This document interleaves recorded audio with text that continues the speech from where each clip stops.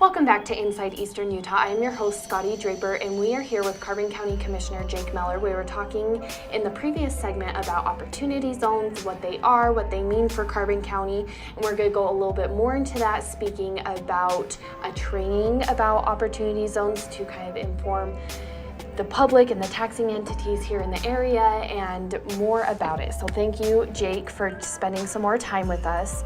So there have probably been a lot of questions that people and businesses are asking of you and of the county about these opportunity zones. Can you walk us through that a bit? For sure, this opportunity zone is a new federal incentive, and it's a big deal. But a follow-up question to that is often, what are we doing locally? So what are the local incentives? And so with that in mind, many of our local incentives actually expired last year. And we want people to develop in our areas. So we have what are called community development areas. And we've got 3 that are still on the map, so to speak. We need to work with our other taxing entities here locally to make to come together with some type of understanding and make an agreement of what we are all willing to give up. And when I say give up, we're not exactly giving up anything that we're not already missing out on. Meaning, if we get together and we say, hey, it would be good in our community if we had development here on this road.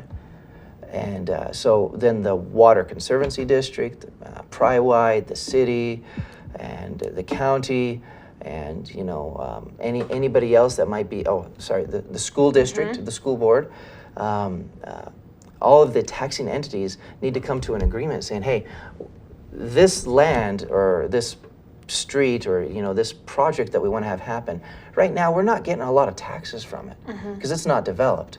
So what if we came together and we said, hey, if you build a big facility here, which would generate taxes, of course, let's give them like a 5-year benefit, a 5-year decreased tax benefit as an incentive for them to build, because they're not just moving into an existing building. We want them to build, we want them to develop, we want them to do something that's missing. So you're not exactly giving away anything that you've been receiving. You're not going in the hole, so to speak, to give this incentive. But what you're doing is you're providing people with an opportunity to come here, to build, and eventually all those jobs, those people are going to rent or buy homes. In other ways, we're going to increase our tax base. A ripple effect, right. Essentially. A very positive economic development ripple effect. There's a lot of misconceptions about development areas. So we've got those opportunity zones, which is the federal thing.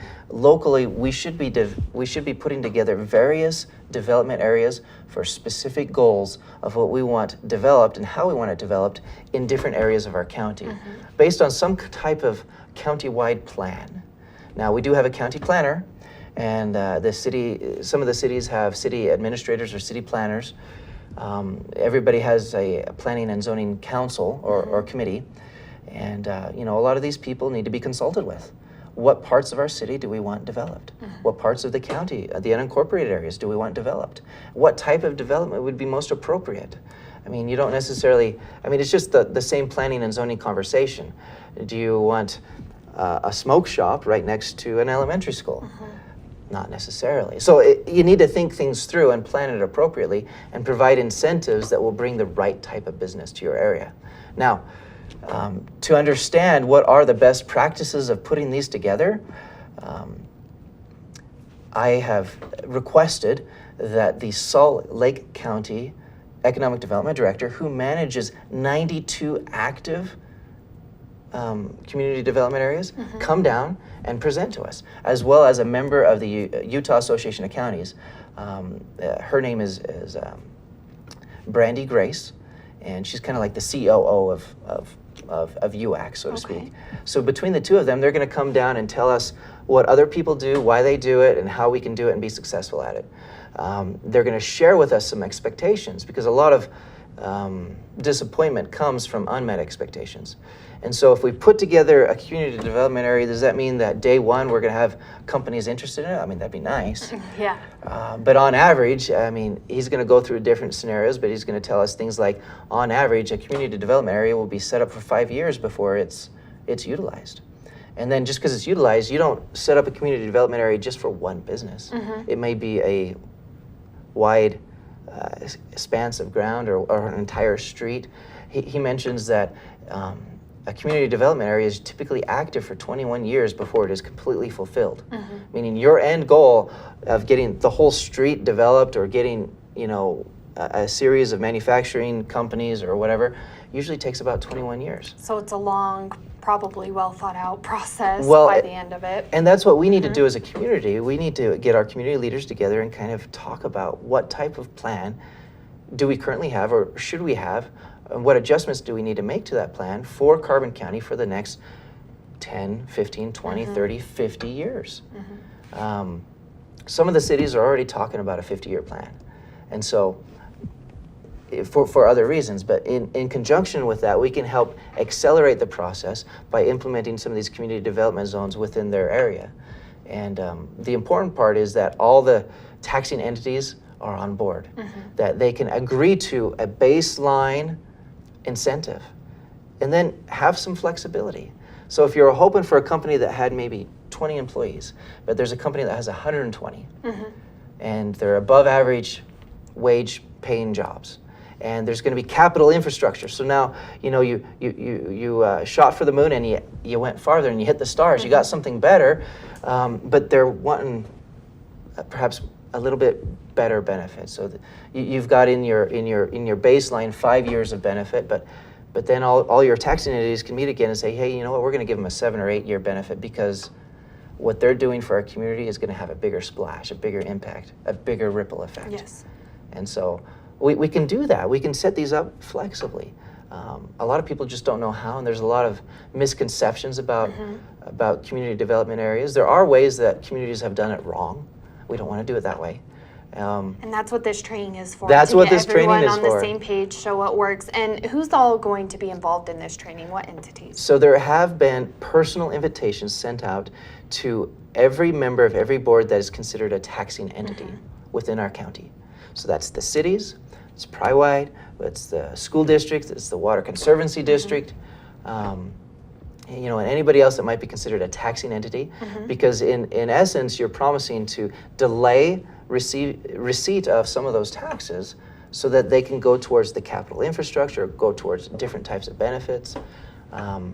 Roger Brooks, who was here not long ago talking about how to market our area, mentioned that some communities even do a development area along Main Street to help so those companies, those businesses on Main Street that need a facelift, if they actually go through the expense of doing that, they can then get a check back from the taxing entities on kind of a reimbursement type level of the money that they spent to give their business a facelift.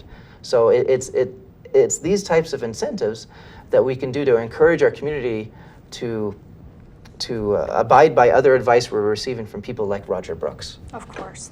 And we talk about these opportunity zones, these community development areas. Obviously, there are many of them throughout the nation.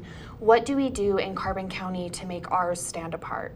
You know, in a way, Carbon County by name alone is unique and does stand apart. However, just as you're saying, we need to make some changes so that we have something special locally that we're able to give and able to incentivize businesses with. A lot of times, companies will weigh the benefits. They'll weigh how many benefits they can stack within a community and if it makes sense because of that. Or we might be in a competitive situation with other counties that also have an opportunity zone. So what is it that we are locally willing to do and come to the table with that they are not? Right now, like I mentioned, our development area is expired. The different taxing entities, we weren't able to organize ourselves and make schedules work, and we didn't all sit at the same table and make a decision to continue them. We need to, not only those 3 that we had here in the county, but we need to, you know, and some of the cities have had development areas a decade ago or 20 years ago. And so it's not necessarily a new thing, but there are some best practices to do it right. What is important is that we all get together and we can benefit from this training of communities that are doing it right, and these communities that are very successful. Salt Lake County only has 10,000 buildable acres left within its county. Eventually, if they want to build in Salt Lake City, there is no more developable land that can be developed. Everything that is done in Salt Lake City has to go vertical. So they definitely have been fine-tuning their process, and they are somewhat of a model for the rest of the state to follow after in how to do things. And why do we have to go through all those learning curves if we can't just have someone come in and show us? We don't need to reinvent the wheel, so to speak. We can learn the best practices of those who practice them, and we can implement them here locally. And I think the biggest obstacle is just getting all of us together on one page and getting us to agree with some baseline benefits so that we have something we can market. If we don't have anything to market, it's hard for us to get on somebody's map, to get on somebody's purview of when they're looking for, where should I relocate my business, or where do I want to build?